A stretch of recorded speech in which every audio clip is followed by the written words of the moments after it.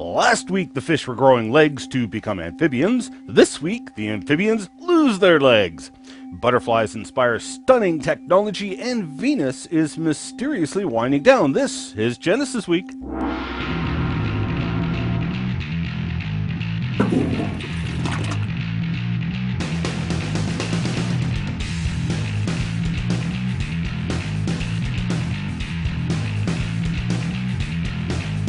And welcome to this episode of Genesis Week, the weekly program of creationary commentary on news, views, and events pertaining to the Origins controversy. Proudly brought to you by Core Ottawa, Citizens for Origins Research and Education, and exclusive right here on YouTube, showing the glory of God in creation and broadcasting from the Justice League satellite. Now that the Justice League no longer exists and the organization was going into receivership, we got their space station hideout for a song and a dance. We bring you the information the anti-creationists don't want you to see or hear. One of the most talked about shows on YouTube in science and technology. You can find us at wazulu.com or genesisweek.com, or click the ever so convenient subscribe link up top. And don't forget, you can also peruse other episodes by following the links in the upper corners of each episode. I'm your host, Ian Juby. I discussed the fishy story of fishopods last week, the alleged history of the fishies growing legs and walking up onto land and becoming amphibians, tetrapods. A wonderful story, complete with an alleged fossil ancestral tree. So now we look to this week's report of a bizarre legless amphibians which live predominantly underground. Now, although they are called Sicilians, rest assured they have nothing to do with Italy. The report discusses finding a whole mess of these strange creatures nesting in northern India. Now, this is not the first find of Sicilians. They're well known, just not in India. However, you'll recall the convoluted history of evolution presented last week, which has now gotten even weirder. According to the evolutionism myth, fish grew legs, walked up onto land to become four-legged amphibians, which diversified into all kinds of other land creatures, including cows, dogs, cheetahs, apes, and humans. While many other organisms decided to go on strike and never evolve, while still yet, some of those four-legged amphibians mysteriously decided they were better off without legs, and evolved into these legless amphibians. And so the evolutionism myth takes another bizarre twist in its just so story. So obviously, these legless amphibians have been quite successful without legs. So why did the fish evolve legs in the first place? If there was an advantage to legs, then why did these amphibians de-evolve, losing their legs? In the end, the answer is irrelevant, because evolution will simply make it fit. Answers or not. Because evolution conforms to whatever evidence it is presented with, because it is not science. Now, you're certainly welcome to believe evolution, just please don't call it science. General Electric released details on its stunning new thermal imaging technology last week, along with a report in Nature Photonics. Researchers were studying the wings of butterflies and made a surprise discovery. The morpho butterfly glistens with a stunning, beautiful blue. It's what causes this color that caught the eye of researchers and inspired the design of an electronic eye. Examined under an electron microscope, the researchers discovered the surface of the wings were covered in an array of tree-like nanostructures. Now, this forest did several things. It refracted light, enhancing blues and removing other colors of light. Now, that was already interesting, but what they also realized was that this forest expands and contracts with temperature, which alters what color of light is enhanced or removed. So, taking this tip from the butterfly, GE engineers then set out to design a camera that sees temperature, thermal imaging, based on what they learned from the butterfly wings. The results are stunning, with the camera able to see temperature differences less than 0.2 degrees Celsius and with an incredible speed. A response time of about 1/40th of a second. Now, to give you an idea of just how fast that is, Consider that this video is a series of different pictures, every picture on the screen for a fleeting moment, 1/30th of a second. In less time than it took for you to see this subliminal message, the GE thermal camera has taken millions of temperature readings and recorded them. But of course, even though the camera was intelligently designed, why is it so hard for people to believe the butterfly was also designed?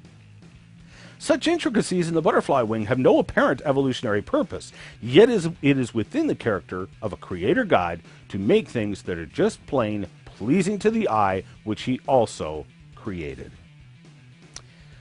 A baffling mystery was revealed this week in National Geographic magazine. The European Space Agency's Venus Express orbiter has been mapping the surface of Venus, but a problem arose when the photographic maps did not line up with the photographic maps taken by NASA a mere 16 years ago. After checking, double-checking, and triple-checking, the planet's features almost seem to have moved 12.4 miles from where they were last seen. It would appear that the rotation of the planet is slowing down, and dramatically so. Now, Venus is already an oddball in our solar system with a retrograde rotation. It spins in the opposite direction of the majority of planets. This is already a fatal problem for the naturalist theories of the origin of the planet. But now, to discover the planet's spin slowing down, and dramatically so at that, it remains to be seen exactly what is going on here, but one thing can be said. If this change in spin rate is consistent, it poses astronomical problems for an old universe, pun intended. The farther you go back in time, hypothetically, the faster the planet was spinning, to the point where forces would rip the planet apart long before you hit the alleged age of 4.6 billion years old. We'll be following this story with interest.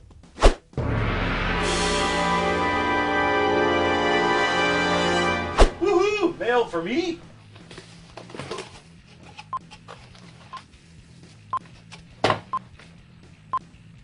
I forget. You're supposed to cut the blue wire or the red wire? Or I could just pull the detonator.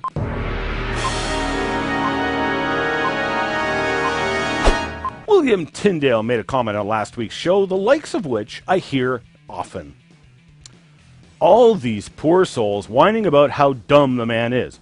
Why do ye continue to flock to his vids then? What are your sterilized channels of indoctrination not feeding you? Do you honestly think ad hominem attacks make for persuasive arguments? Honestly, they show the desperation of your position. Backed up to the edge of the precipice, clinging to defunct, outdated wives' tales. Self-proclaimed skeptics, try an ounce, just an ounce of your skepticism on your own beliefs and see how quickly the sham folds. Once Forgiven, Now Free also expressed the exasperation so many feel when reading the skeptical comments. Ian, I go back and check on your video every now and then to read the comments. The stupidity truly astounds me. It blows my mind. You are obviously doing something right because the atheists have gone crazy. They clearly don't know what to do when the facts are against them. Their instinct is to attack and insult you, which says a lot about their worldview and belief system. It should be noted that I frequently get similar comments from non-Christians and non-creationists. Now, interestingly, I was having a discussion with my friend Shannon this week, and she made a very interesting observation, which I think is quite accurate. She had seen some studies written up on road rage, how people can become absolutely insane from their rage, completely irrational, emotional, even physically violent. Normal people who suddenly lose all control of reason or rationale. This study apparently concluded that people considered their cars an extension of their person, and thus violating your car's personal space was a very personal violation against themselves. Now, in like fashion, Shannon, I think correctly, deduced that some people subconsciously consider evolutionism theory an extension of themselves, for whatever reason. And thus, when evolutionism is questioned, it becomes an attack on their person. And they respond with a completely irrational, unreasonable reaction akin to road rage. Now, I don't want to pick out examples from the comments because I have no interest in publicly humiliating people, but the very irrational, illogical, yea, even stupid comments that are persistently and consistently made are made by people that I would not consider stupid. Why? Well, look at the comments. They're in a rage, an irrational, illogical, unreasonable rage. One lady on Twitter responded to my last video response to the living dinosaur with, "Ian, he's only going to rub your nose into the dirt even more. You have no chance of winning against him. None." Who said anything about winning?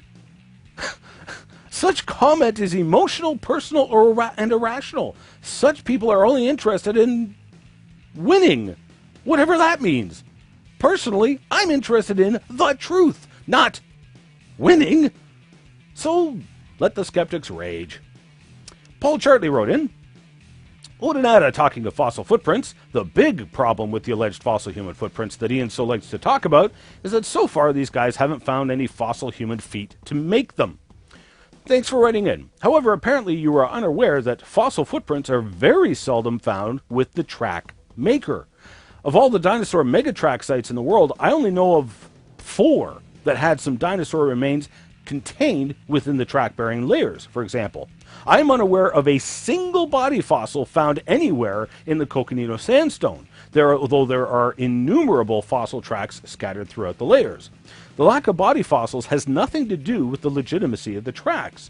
Police at a crime scene who see human footprints can positively identify that it's a human, even if they don't have the human who made the tracks. Johnny B. Groovy wrote in, Wazulu, I've noticed a pattern between science and science disguised as creationism. One can produce practical applications beneficial to humanity while the other does not. For example, I've never seen life-saving medicine or medical equipment that can be made as a result of creation being fact. That can't be coincidence, can it? Excellent question, but you're mixing things up there. For example, the same comments can be applied to evolution. What practical benefits for humanity has evolution produced? You could also ask the same question for the science of paleontology. What are the benefits to humanity? The science you are referring to uses physics, chemistry, etc., applied to the here and now. Now, both creation and evolutionism are attempts to explain the past. It's totally different. Paleontology and aspects of geology also have this limitation. In fact, evolutionism has been detrimental to scientific research. Medical research in particular, for example, eugenics, or junk DNA and vestigial organs. The original evolutionary interpretation for these things was that they were useless leftovers from our evolutionary history. We now know that all of the alleged vestigial organs have purpose, as does the alleged junk DNA. Creationary thinkers would claim that any DNA has purpose. There is no such thing as useless leftovers. There may be broken DNA or organs, but creationary thinking would inspire, not hinder, scientific research. As a result of evolutionary teaching that things like the tonsils were useless leftovers, doctors cut them out of patients quite regularly, until they discovered that a tonsillectomy left you prone to polio and paralysis. Evolution has hindered scientific progress. The difference here is how your worldview affects how you do science.